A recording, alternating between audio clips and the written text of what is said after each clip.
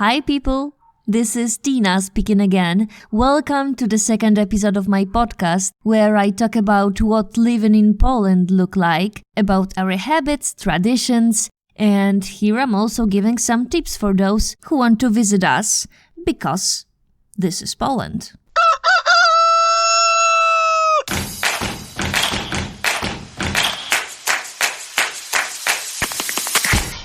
The last chapter was all dedicated to city life, so in this chapter, on the contrary, let's shed light on rural areas. Even though I've been living in a big city for more than half of my life now, I come from a small village in the south. My town has 5,000 residents, approximately, so as you can tell, it's rather small. I would say what you can see there is a typical structure of a town in Poland. It's very old, has existed since the 14th century, so it was the medieval era when Krzepice, this is the name of my city, was first mentioned in chronics. What is so typical about it? Well, there is a church in the center and a market square surrounded by tenements and other buildings clustered around this point. As you could have seen in any European cities, where a castle is in the center, there usually is a courtyard or market square. So the towns are usually constructed by the same pattern, but simply smaller. And on the outskirts of the town, houses are simply built along the roads with backyards and hectares of fields behind. The very common thing about villages is that almost every family owns farmland. Not everyone cultivates the field, but it's good to own a piece of land since it provides an income, you know. So in my case, I was grown in multi-generational house with huge backyard and a farm. A farm with pigs, with hens, and all this agricultural machinery. There was plenty of errands to run, even on the weekends. You can imagine how surprised I was when I moved to the city and it turned out that kids and adults can just rest after school and work or go on family trips on weekends. I remember going to some family parties. Even then, my dad had to quit the party for an hour or two to go back home and feed pigs and throw away the dung. Then he was back at the party, wearing suit again, as if nothing happened. Just like a superhero in cartoons, you know. Every summer when it was harvest time, all families and even neighbors were engaged. Even kids. So if you ask any Polish village kid, I'm sure that most of them were driving a tractor upon the field at the age of 10. So was I, and my siblings too. There is something very special about Polish houses. The older ones, like my family home, are rather big, double-story, square buildings. And when I was a kid, playing The Sims for the first time, I built only square-shaped houses, because that's how I thought every house should look like, right? The very central part of each household is definitely a kitchen. This is where my mom spent the most of her time, not only cooking, but also tailoring, reading, or having friends for coffee. In many Polish houses, there is a cake or cookies always on a plate, in case someone is willing to come. And people really come, they really do, and it's pretty often, believe me. It's like auntie is on her way home, passing our house, so she's stepping in for a coffee and chat, unexpectedly. But luckily, you have a cake on the table, or some neighbor wants to talk over his problem, or someone has some business to discuss, always happy to help themselves with your cookies. So there are sweets, and there is vodka, cause you never know who is going to come today. People living rural life are said to be religious. So there, of course, is a stereotype I get asked about sometimes, like, is it true that people in Poland go to church every Sunday no matter what? In this matter, my dear, I wanted to be reliable and tried to research the topic to find some serious resources like reports or statistics. So here is what I found. At first, let's start with the fact that Poland is a country with religious diversity. According to Central Statistical Office in 2011, 86.9% of Poles declared to belong to the Catholic faith. Last year, means 2023, Business Insider Poland wrote that the amount of Polish Catholics that was declared in Polish census decreased until 71.3%. Well, we need to remember that not all the declared Catholics really attend church regularly. So even if the percentage value points the large majority of society, it still doesn't prove anything, right? That's why here we move to religious beliefs.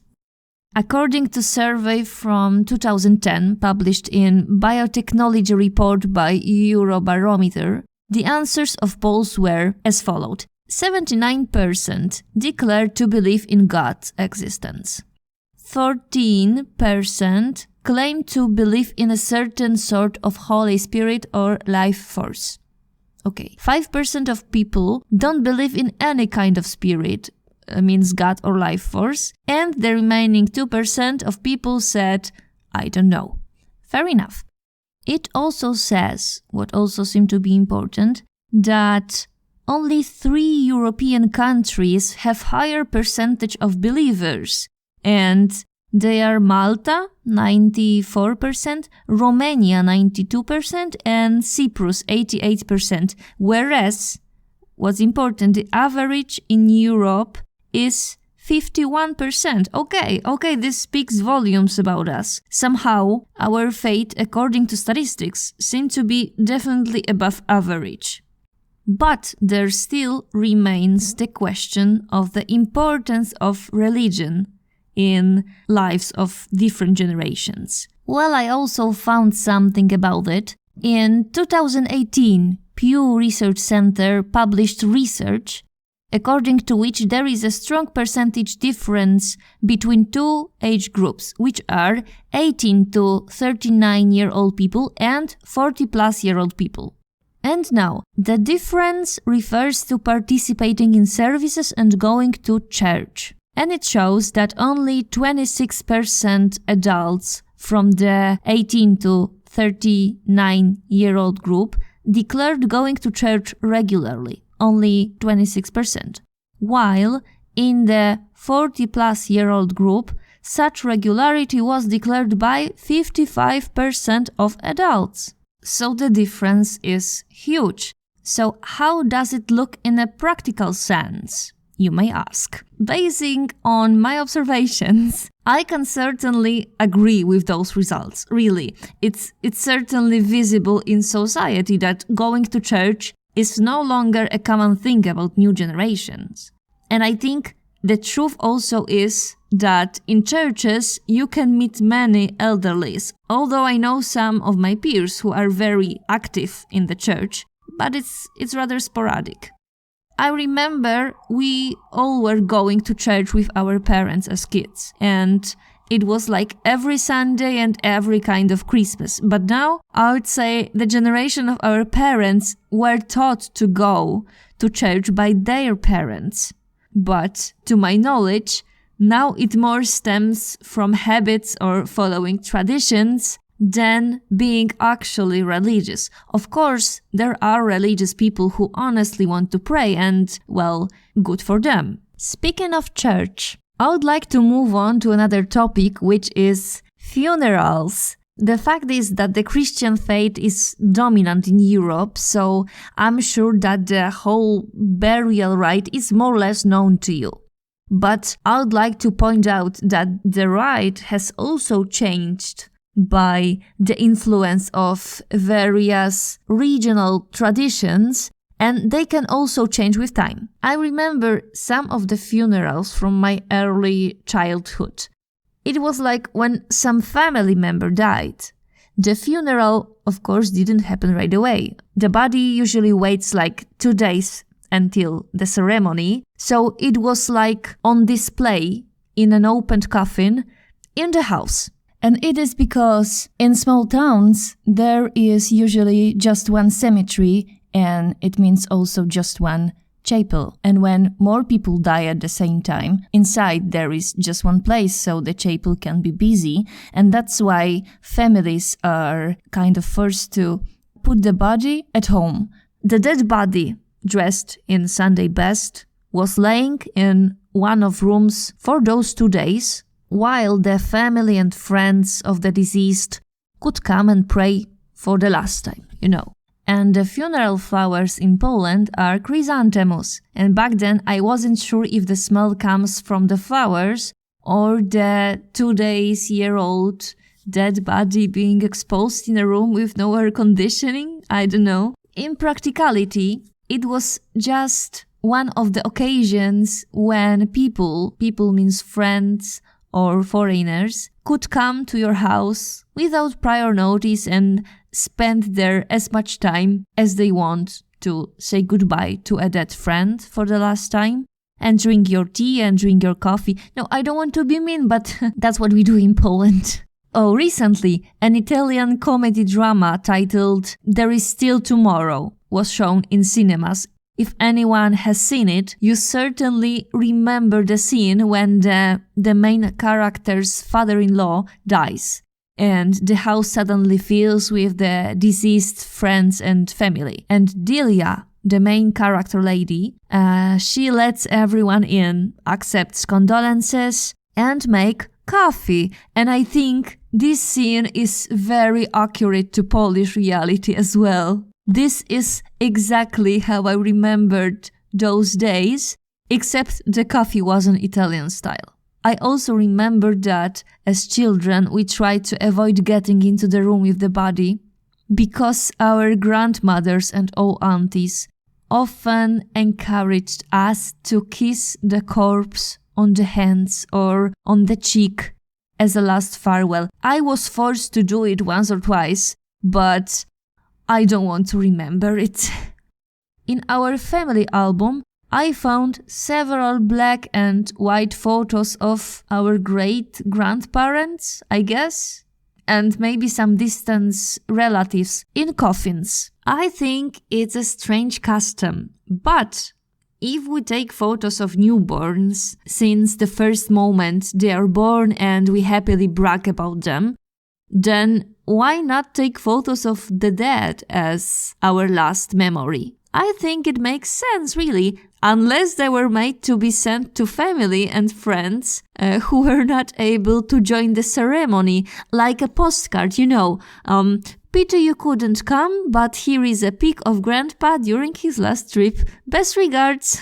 Well, nowadays I'm sure corpses are exhibited at home less and less often. The bodies of deceased are kept in the air-conditioned cemetery chapel until the funeral, where you can come, place a large bouquet of chrysanthemums and pray for the soul of the deceased. Okay, now let's talk about something more pleasant, namely what entertainment the countryside has to offer. Well, in most small towns, there are no theaters, no clubs, arcades, or similar places.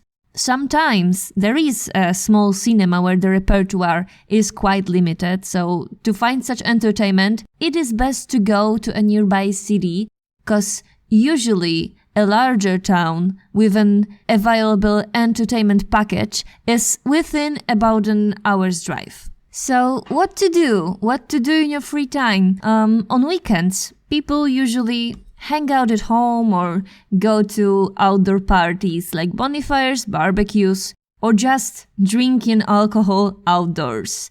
In small towns, there are sometimes bars and small restaurants, But let's be honest, beer in the summer tastes best when you are sitting on the grass, on the riverbank with birds flying above your head and these little grasshoppers jumping in the grass. And in my opinion, no bar can match that.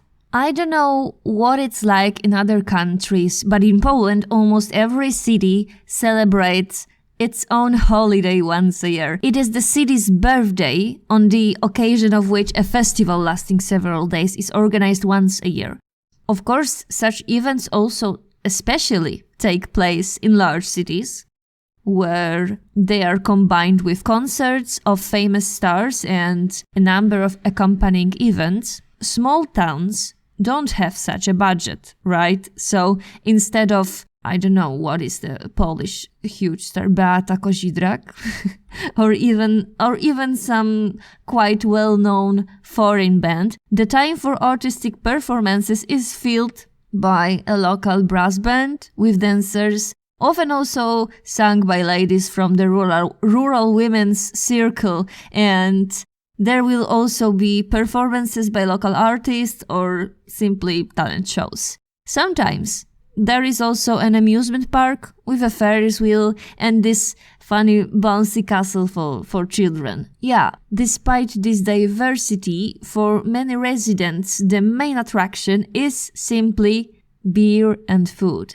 'Cause where there is grilled pork neck and beer from a tap, Poles are smiling and happy. The Rural Housewives Club also often sets up the stalls selling homemade baked goods and dishes.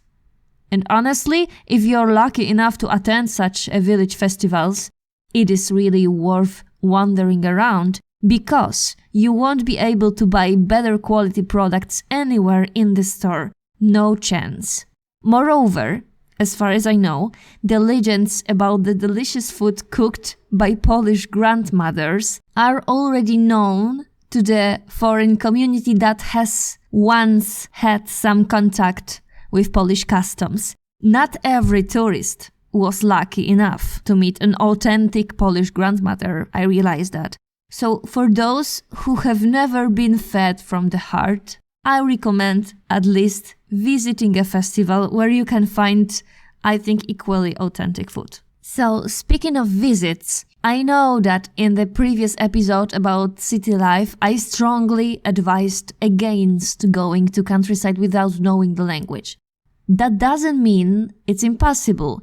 It is possible, but the language barrier will make it difficult, and rural buses run rarely, and it is unlikely that you can talk to the driver without an interpreter, who is also not easy to find because young people who learn languages are, unfortunately, or fortunately for them, increasingly leaving villages and moving to cities or abroad. So that's why free communication can be difficult. But if you come to Poland and you have some friends here, it is worth asking one of them to accompany you on a trip to the countryside. Polish families, you need to know, are very hospitable, and I guarantee that you will be welcomed warmly in a Polish house regardless of your language skills. Besides, believe me, Polish grandma loves everyone who wants to come to her for dinner. I think people nowadays don't realize what is really important and really precious about our culture. Of course, what I said is not everything you could learn about life in the countryside, but I hope that my description of villages and small towns and what you can find there encouraged you to visit and to enjoy the hospitality of at least one of the Polish houses. To me, personally, authenticity, tradition, and the real everyday life are things I look for when I travel to other countries. That is why I also like talking to people from all over the world, because an honest conversation with a local is a real tourism, right? And an experience that we cannot get by buying yet another entrance ticket to a historical building. And I think many of you can agree with me. Therefore, if you have any questions, something you would like to hear more about, or learn something firsthand, well, feel free to text me, to ask questions, to share your experiences, or just text me to say hi from where you are. Thank you for listening. This was Tina speaking again from the center of Poland. Don't forget to subscribe my podcast to be always up to date with what's Polish. The podcast is available on Spotify and YouTube, where you can also leave me a message. You know what? After my first episode, I got a message on Spotify from a man who said to be grateful and find my podcast to be useful to him. Dear listener, you cannot imagine how motivated I got after receiving your message. Remember, guys, that I love you all who listens or is going to listen to my stuff. Those who don't, I also love, but less. Thanks again, I am Tina and this is Poland. Stay tuned for more and as we say in Poland, do usłyszenia.